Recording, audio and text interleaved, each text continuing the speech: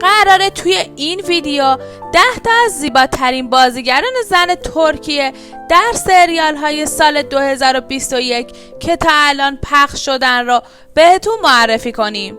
پس همین الان چنل ما رو سابسکرایب کنید و تا انتهای ویدیو با ما همراه باشین. شماره 10: اسرا بیلگیج. اسرا که 28 سالشه از 10 سالگی به بازیگری علاقه داشته و مادرش با فهمیدن این علاقه از همون موقع اونو توی کلاس بازیگری ثبت نام کرد. در نهایت اسرا در سال 2014 با بازی در فیلم قیام ای طغرل برای اولین بار جلوی دوربین ظاهر شد و جوایز زیادی رو برای اون نقش به دست آورد. اسرا از سال 2020 تا 2021 توی سریال رامو بازی کرد که هم زیباییش و هم بازی قشنگش توی اون سریال باعث شد روز به روز پرطرفدارتر از قبل بشه. شماره 9: افرا ساراچوغلو. افرا که 22 سال بیشتر نداره خیلی زود داره پله های ترقی رو طی میکنه. اون برای اولین بار توسط اوزجان دنیز و به خاطر شباهتش به نورگل یشیلچای بود که کشف شد تا در فیلمی نقش دختر نورگل رو بازی کنه. اما بعد از اون با بازی در سریال فضیلت خانوم دیگه تقریبا همه اونو میشناسن. شماره 8: آلینا بوز. آلینا این بازیگر 23 ساله یکی از اون بازیگراییه که همیشه در حین سادگی همه توجه ها رو به خودش جلب میکنه. علاقه اون به بازیگری زمانی شروع شد که اون در کودکی همراه پدر بزرگش به دیدن تئاترهای مختلف میرفت. اون در سال 2013 با بازی در سریال پرستار شجاع پا به دنیای بازیگری گذاشت و امسال هم شاهد بازی قشنگ اون در کنار بوراک دنیز بودیم. شماره 7: دنیز بایسال. این بازیگر زیبا که 30 سالشه اول پا به دنیای تئاتر گذاشت و بعد از اون با تشویق‌های معلم تئاترش وارد دنیای بازیگری شد. اون در سال 2011 برای اولین بار در فیلم آب‌های عمیق بازی کرد. اما اون شهرت خودشو مدیون بازی در 2 سریال عروس فراری و بعد از اون فضیلت خانوم میدونه. شماره 6: ازگه یائیز.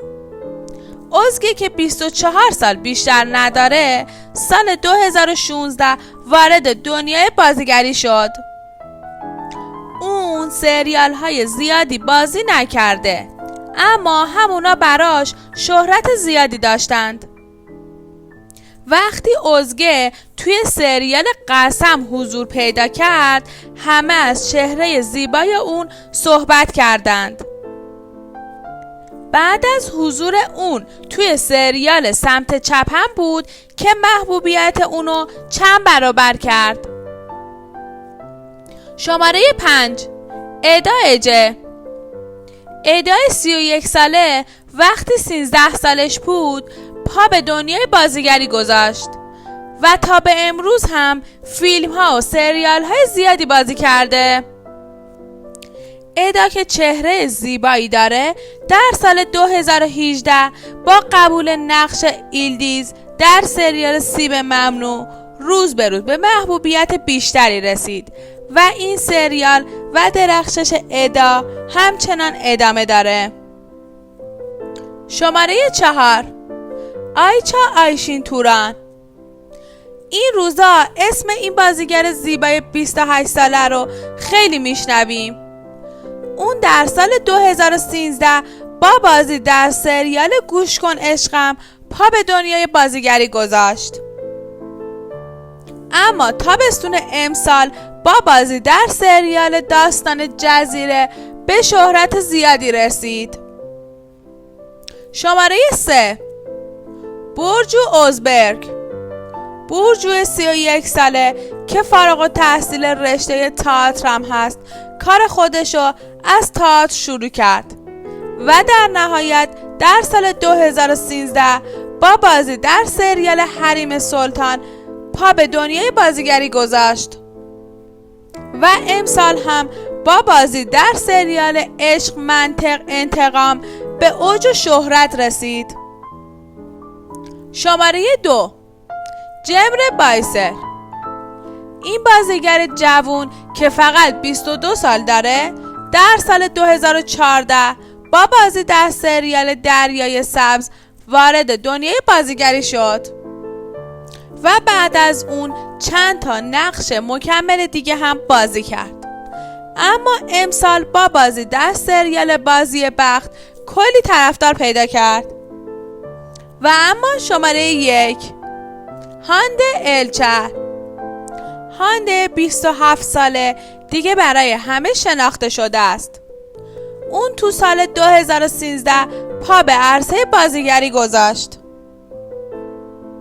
و در نهایت با بازی در سریال تو درم را بزن در کل دنیا به یه چهره شناخته شده تبدیل شد. خیلی ممنون که تا آخر ویدیو با ما همراه بودین.